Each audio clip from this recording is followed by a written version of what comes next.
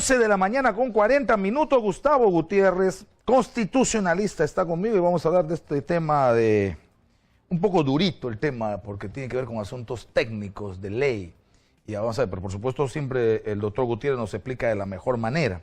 Se habla de que el Tribunal Constitucional podría debatir y acordar aparentemente un asunto de entrar en el tema de la confianza respecto al presidente de la República y la atribución de la Constitución, y con eso darle algún tipo de variación a la cuarta pregunta en el referéndum y aparentemente dejarla expedita y que la mayoría la pueda aprobar. Explíqueme de qué estamos hablando, doctor Gutiérrez. Bueno, en principio habría que señalar acá un tema fundamental, y es que se señala que el Congreso habría generado una suerte de desbalance en el equilibrio de poderes al regular la cuestión de confianza, no solamente a nivel del reglamento, que ya el Tribunal Constitucional lo ha derogado, sino también a nivel de la Constitución.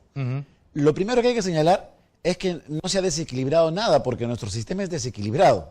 O en todo caso, la mayor prevalencia, o sea, hay mayor peso en el Poder Ejecutivo en cuanto al ejercicio de poder que en el Parlamento. Por eso es que todo constitucionalista le va a decir a usted que nuestro modelo es presidencialista. ¿Por qué es presidencialista? Porque el presidente tiene mayores prerrogativas, mayores poderes. Entonces, la tendencia en los últimos años ha sido más bien a darle mayores prerrogativas al Parlamento para que el Congreso pueda equilibrar ese desmedido poder que tiene la figura del presidente de la República. Entonces le ha incorporado mecanismos como la censura, le ha incorporado mecanismos como la cuestión de confianza, como la investidura presidencial, etcétera, para equilibrar ese poder que no es equilibrado, sino, repito, tiene mayor fortaleza en el gobierno.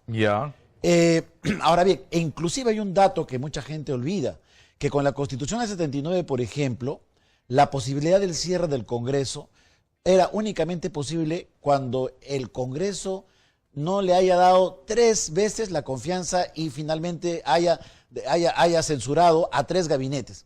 Es decir, no, hoy en día con la Constitución del 93 más bien se ha relajado, es solamente a 2. O sea, si retornaríamos al del 79, tendría que ser 3. Hoy en día basta que solamente sean 2 gabinetes. Entonces, desde esa perspectiva, las cosas no están ciertas como se dice, ¿no? Ahora bien, en cuanto a la cuestión de confianza, es verdad que el Congreso la ha establecido, la ha sobreregulado a efectos, en esencia, de garantizar cualquier posibilidad de un eventual cierre inmediato del Congreso, porque el cierre del Congreso es una decisión totalmente extraordinaria, es como una válvula de escape cuando la situación política en un país se torna pues imposible de poder mantenerse bajo las formas políticas y se tenga que ir a un procedimiento de recomposición de todo el sistema político de modo excepcional.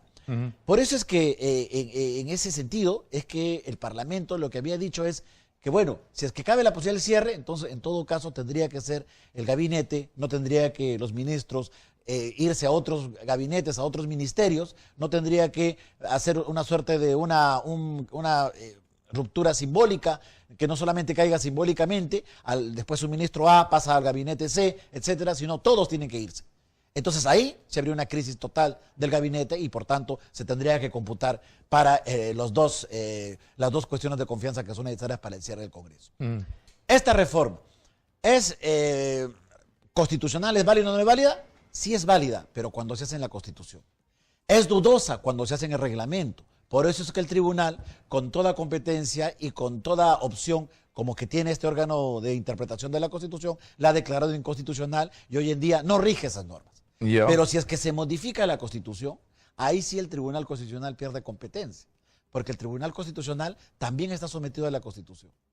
Porque por encima de la Constitución no hay ningún otro estamento de poder. ¿Y por qué le están pidiendo en esta etapa en la que estamos aparentemente frente a un choque de poderes, ejecutivo, legislativo, cada uno en su respectivo ámbito, porque no se le puede negar al Congreso de la República su facultad constitucional de legislar, de plantear normas, aunque estas no le gusten al señor del Ejecutivo, hoy Vizcarra, mañana quien fuere?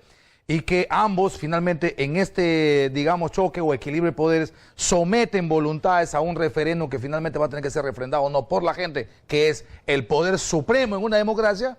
¿Cuál es la vela del Tribunal Constitucional en este entierro? Ninguna, porque en este caso... ¿Y por qué se le pide que se pronuncie? Porque en este caso, inclusive, cuando el Congreso asume la función de reforma de la Constitución, deja de ser Congreso.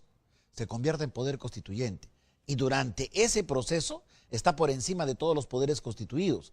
Solamente cuando hace la reforma constitucional. Por eso que inclusive hasta el pedido de Vizcarra de querer que su propuesta sea prácticamente, haga una mesa de partes al Congreso, en realidad está imponiendo que el poder constituyente sea una mesa de partes, cosa que es, pues, desde la dogmática es inadmisible. El único que puede estar por encima del poder constituyente es el pueblo, que finalmente rechazará o respaldará la decisión del poder constituyente. Claro, porque estamos frente a esto, ¿verdad? Estamos frente a un presidente de la República que constitucionalmente tiene esta iniciativa de plantear al Congreso de la República para partir de referéndum. Ok, estamos frente a un Congreso que le dice, ok, esa es tu facultad, pero la mía es legislar, puedo modificar esto, puedo ponerlo así. Ok, y ambos estamos sometiendo finalmente a que el 9 de diciembre la gente diga, por esto sí o por esto no, o como quiera. Correcto. Okay, en eso estamos. Pero yo escuché al propio presidente del Tribunal Constitucional señalar que sí, que ya entró el documento y que bueno, si pasa, porque lo que le están pidiendo, la bancada de PPK sobre todo, es decir, pronúnciate rápido de tal manera que pueda salir del cuarto diciendo que esta aparente modificatoria de la propuesta del Ejecutivo en el Legislativo no funcione. Entonces no tendría efecto alguno esa decisión. No tendría ningún efecto. En realidad, yo creo que Blume no ha dicho lo que estás afirmando, pero inclusive aún... No, ha dicho que sí lo va a ver, ¿eh? Que si pasa la cuestión... Lo tendría que ver, pero no ha sido categórico en decir que le tendrían que dar una respuesta favorable. Sí, por supuesto. O sea, que van a ver, pero si es sí o si es no, eso es otra cosa, lógico, claro. Y además ya hay un antecedente en el caso de la revisión total de la Constitución que realizó el Tribunal Constitucional en el año 2000 como consecuencia de la reforma constitucional que impuso el recordado Henry Pease y finalmente lo que señaló en resumidas cuentas es que no se pueden pronunciar por el fondo de una reforma, sino únicamente por los temas formales, es decir, por los niveles de votación que tendrían que darse, pero no sobre el